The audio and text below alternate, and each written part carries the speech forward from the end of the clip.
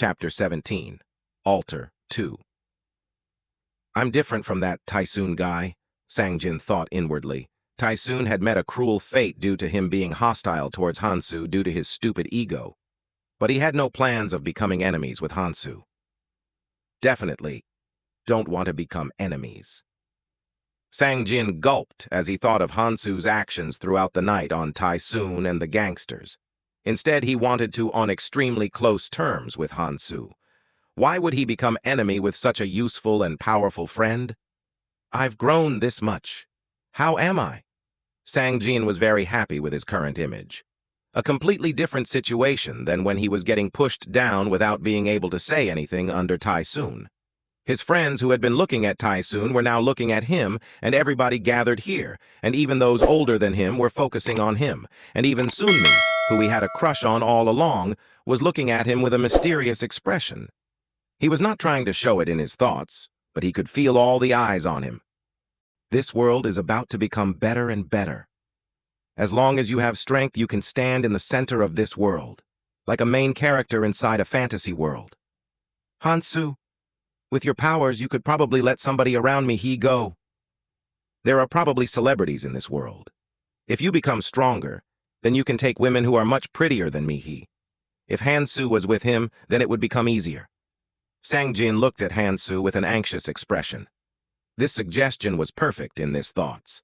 And if everything went according to his plan, Hansu would probably agree, since the Hansu he knew was a guy who wanted to see results without getting swept by with sympathy and emotions. At those words, Hansu spoke after pondering for a moment. Can I give a suggestion? If you follow my suggestion, then you guys can all live, without sacrificing anything. What did you say? Everyone made a blank face at Hansu words that sounded like an election strategy full of hope. But one person shouted in a hurry, "Are you trying to say to combine our powers to fight with that thing? That's just too much." Everyone nodded at those words. It wasn't that the sword didn't go through, since during the beginning of the clip, the 70 of them pushed it back a little, but the problem was after that.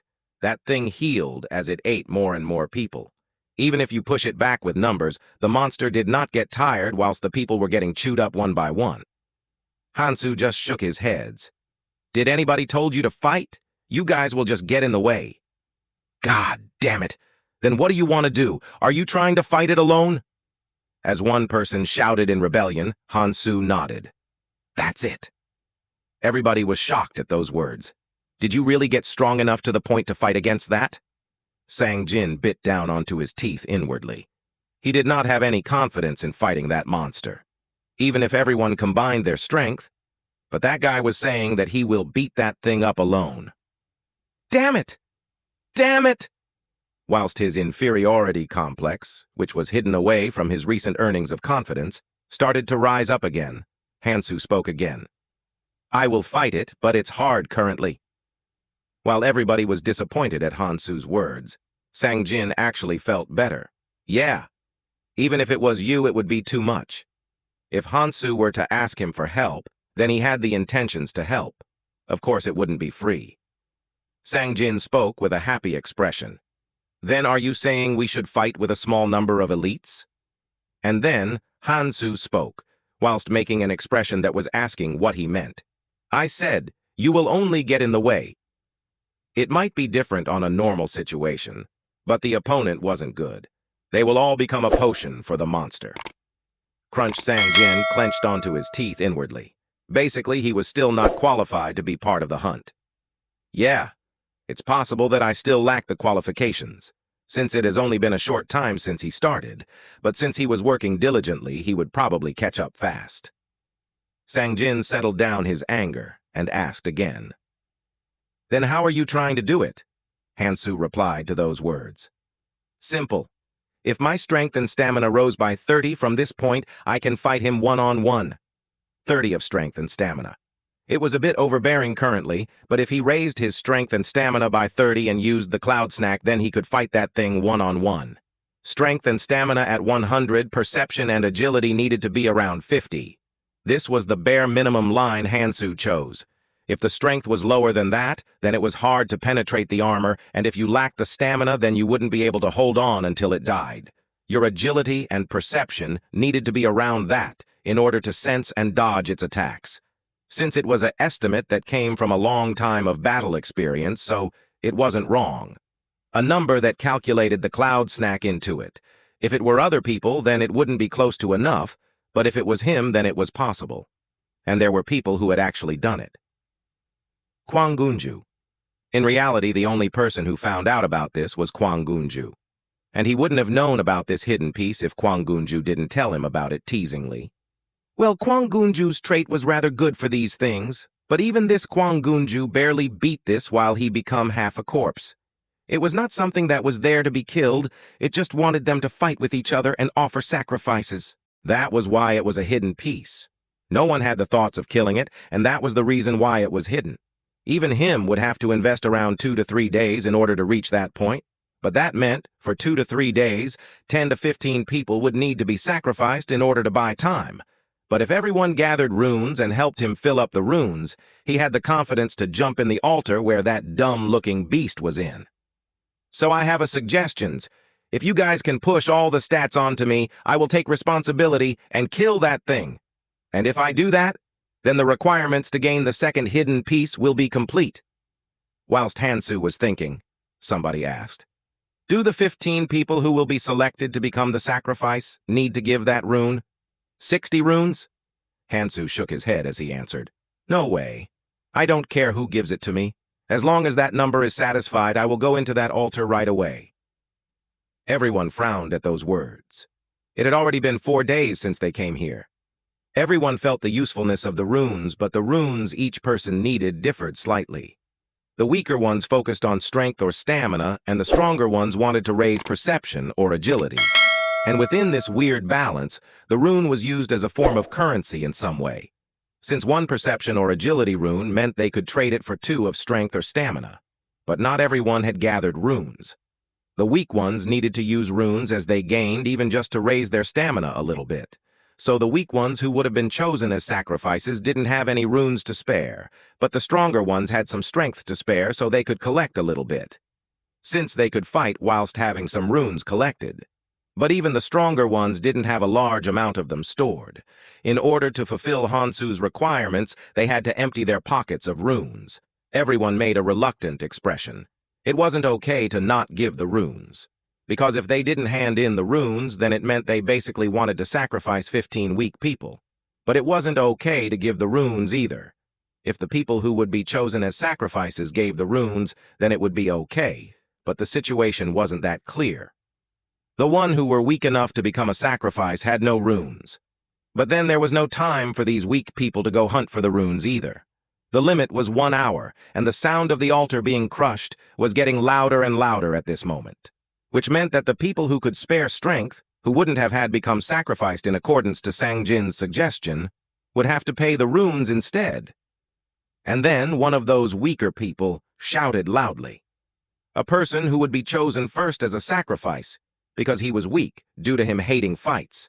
Shit! Somebody please gather the runes and hand it to him, damn it, or pick names out of a hat. Sneers were heard from one side at those words. What a selfish bastard.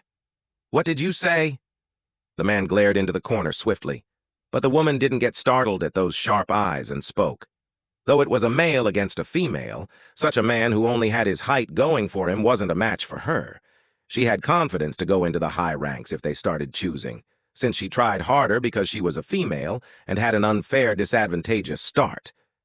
Isn't it obvious? Why should I give runes because of you? When there is such a huge difference in 1 or 2 of these, and somebody like you could die any time, so what would I trust and lend it to him? Oh, the man couldn't rebuke. The reason why he was weak was because he was frightened of fights and had hid in the back. 4 runes meant 40 goblins. He didn't have the confidence to hunt that much. If he were to repay the runes, he didn't know how long it would take. And what do you mean picking out of a hat? You might get thrown in there with broken limbs, so don't act out. Fuck. The male grinded his teeth, but he could only shrivel up because the podao in the woman's hand was too frightening. But backing off here meant he was basically being sent into that altar. So the man shouted once again. But then, are you saying the weaker ones should just go die? What is this nonsense? Damn it! Weren't you all raised in a democratic society? And the woman who spoke before spoke again. Democracy is good. Then let's vote for majority. What? Majority rules. We will vote. Between those to want to block it by giving runes and the side that wants to sacrifice. Of course, it will be a secret vote like the democracy you like so much. Kue. Doing this much means I've given you a lot of face. In actuality, could you guys do anything if I break your limbs and shove 5 of you in there? Most people nodded at those words. They couldn't say it out loud because of a guilty conscience. But that nod meant that they agreed. Ah. The man made a dejected expression at those words, since the result was very clear if they went for majority rule. The order of weakness couldn't be seen clearly, but one could guess somewhat.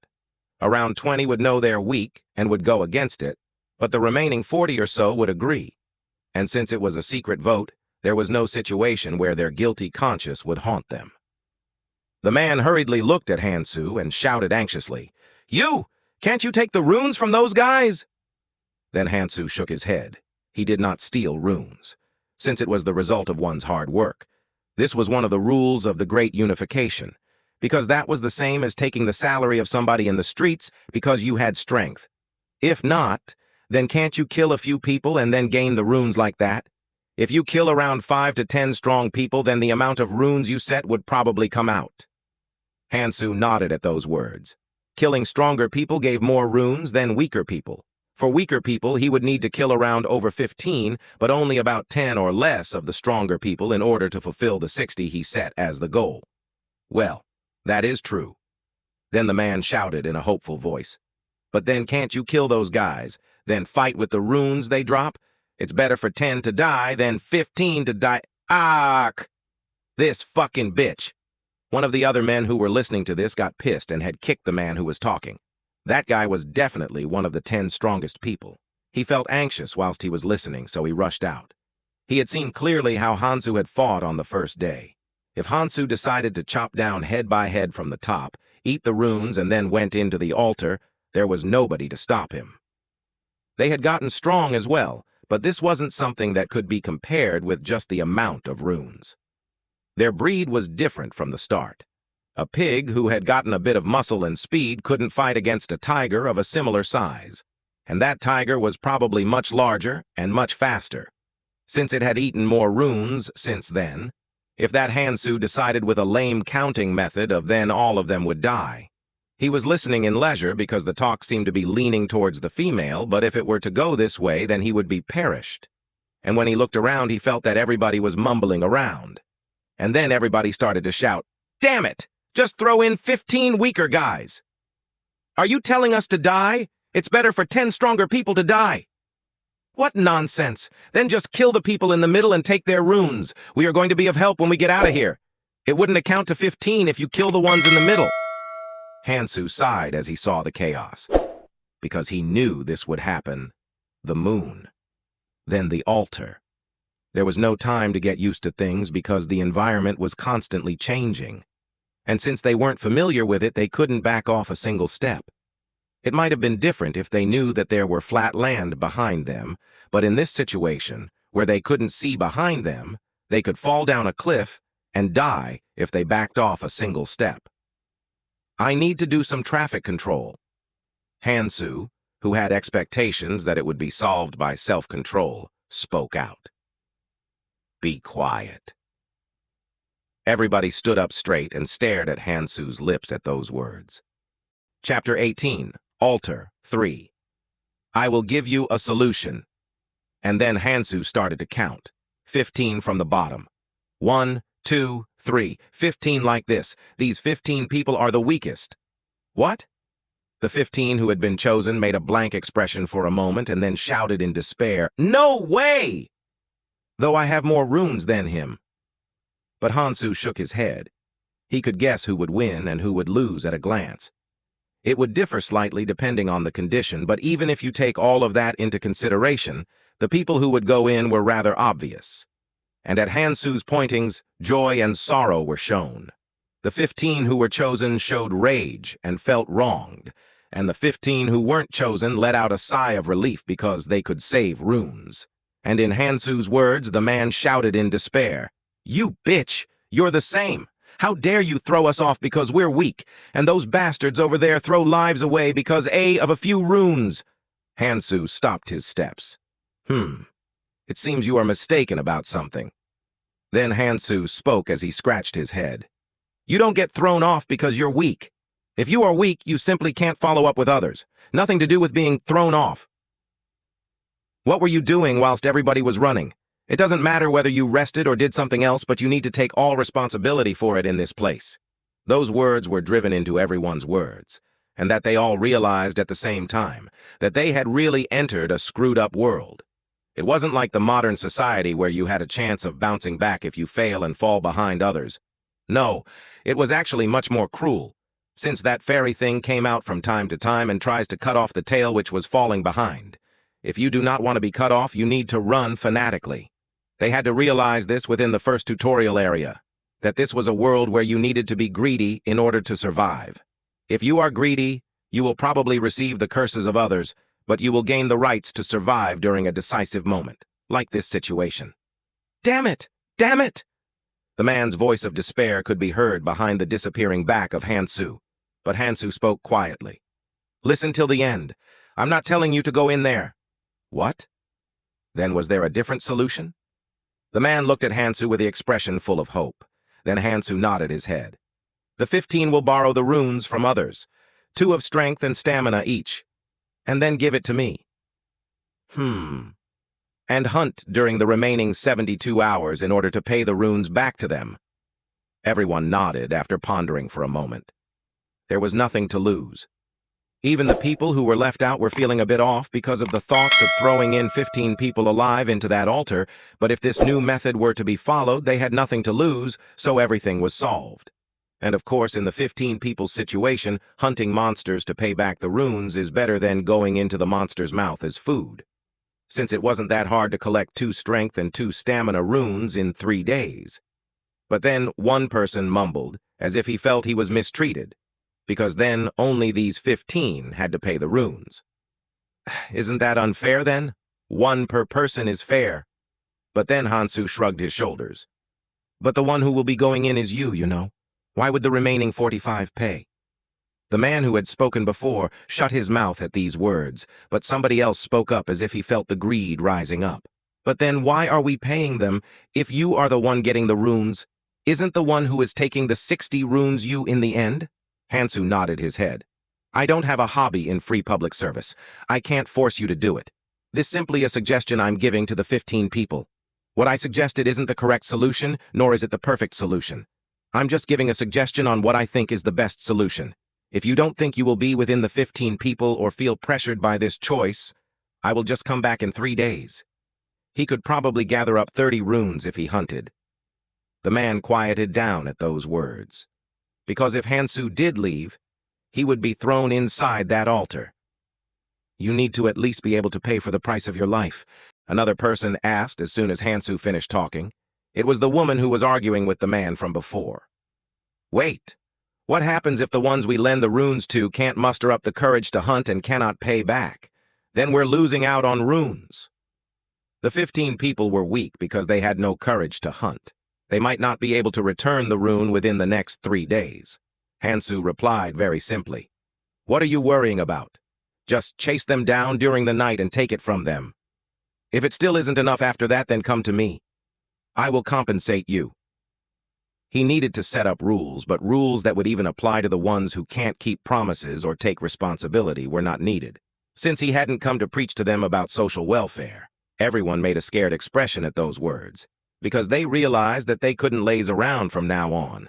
But at the same time, everybody made a content face, because it was solved without anybody dying in the end. "There's 1 hour left.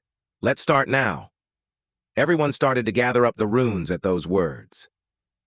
Kang Hansu, Strength, 84.3, Stamina, 85.8, Agility, 42.1, Perception, 42.2, Mana, 22. Magic Resistance, 13. Hansu nodded whilst looking at his strength and stamina that had risen by exactly 30.